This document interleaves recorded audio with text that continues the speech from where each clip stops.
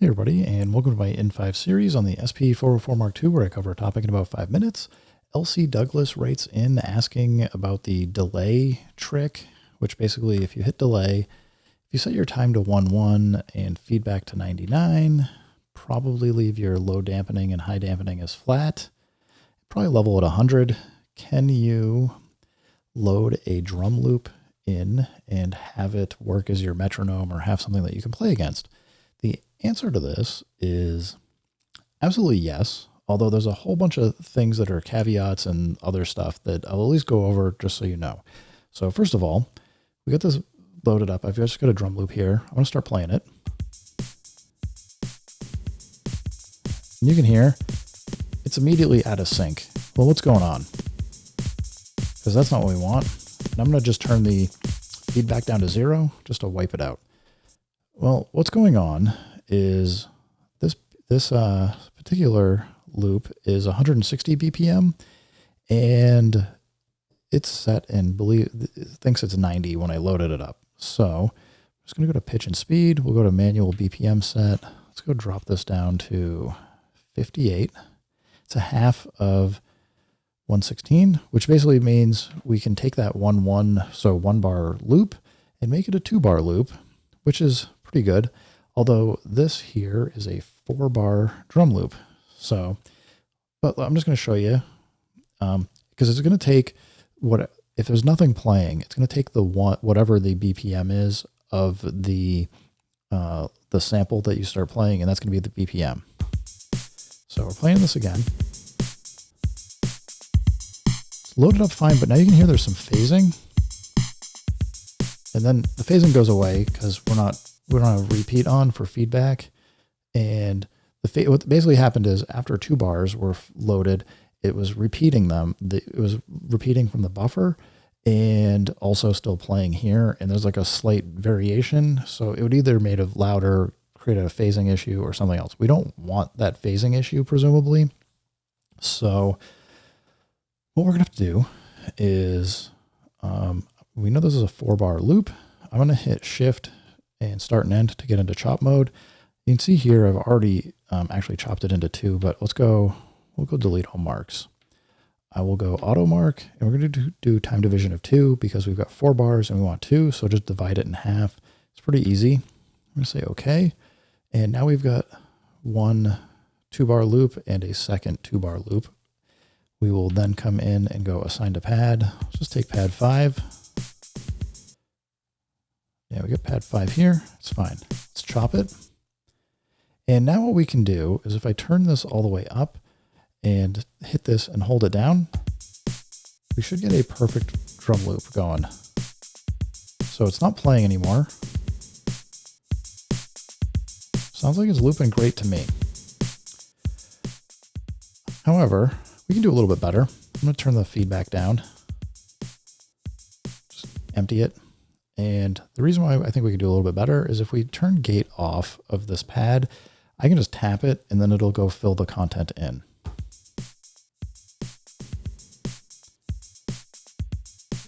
So just basically, if you get the BPM set correctly on your pad, you can just load it up. And this is all great. This thing will just play forever. We have EXT source on. I can play an external synth now, and I can play it along with it. Not quite what LC Douglas was looking for. And now this is where I'm going to show you there's a problem with this. So if I come in and want to play a kick here or something, let's say I play this kick. So I played it. It's white, which means it's going to skip that delay buffer, but you can hear that's not looping correctly anymore. Now let's turn this off and I'm going to explain what happened. It took the BPM of 90. So we had a loop that was 58 BPM, and that's longer than a 1-bar 90 BPM loop. And it basically just cut off a big chunk. It just shrunk down that buffer size to 90 BPM instead of 58. So what I just showed you only works if you're playing one sample and you're not doing anything else with the SP404 Mark II, or you have to set all of your content to have the correct BPM. Probably not what you're looking to do. That's my guess. So what I'm going to do here is I'm going to create a new pattern. We're going to make it basically empty. And I'm just going to, I'm in TREC mode. I'm just going to be in TREC. I'm going to hit record. I just want an empty pad here. It doesn't matter what it is, but we just want a note on it so that we can basically play this pattern, force the 58 BPM and make sure that it remembers. So when I hit exit, we've now got this pattern here. It's just going to play, and it knows that it, as you can see, it says 58 BPM. I can switch over, and I should now, assuming I got everything set up correctly, be able to come in and wherever I want, just drop this in, hit it, fill the buffer, and you can hear, sounds like it's looping fine, except that I didn't turn feedback on. But again, to show you, we're going to tap it. We'll fill up the buffer. Okay, it's done playing. It should just keep looping. And you can see it's not in time with the grid here at all, which is not what I think LC Douglas is looking for, but we're going to switch over here now. So I'm just going to turn this down a tiny bit. I've got a bass sound on pad 5. Right now, because it's set as this yellow-orange color, it's going to go into the delay buffer, which is probably not what I want immediately, especially if I want to practice. So I'm going to hold remain, hit pad 5. Now I can play it.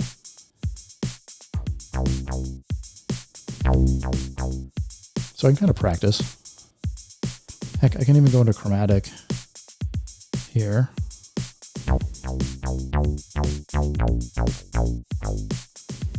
Gonna noodle out, be like, okay, do I like that? If I think I got the hang of it, I can at least now hold remain, go to pad 5, shift pad 4, and do it.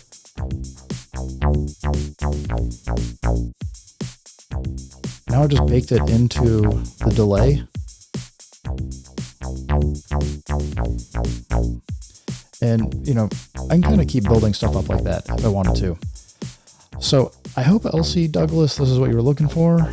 You can certainly do it.